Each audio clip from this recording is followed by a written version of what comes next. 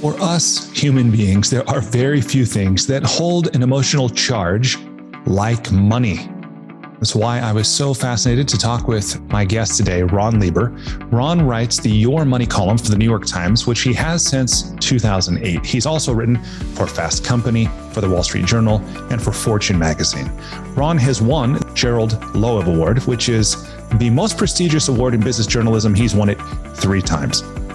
Part of that, I think, is because his writing is not only enjoyable to read, but it's actually practical. He's the author or co-author of 5 books. His most recent book is one called The Price You Pay for College, an entirely new roadmap for the biggest financial decision your family will ever make.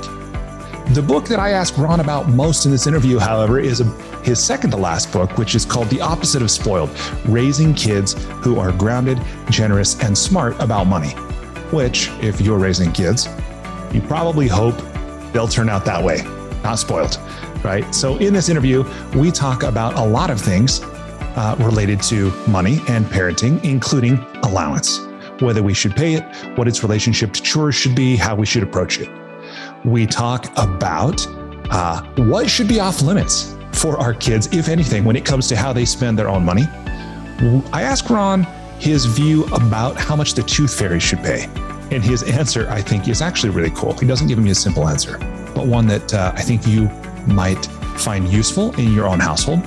Ron shares with me a tactic for answering questions your kids ask you about money that is really useful in so many circumstances, and not just when they ask you about money, but when they ask you just about any question or any difficult question.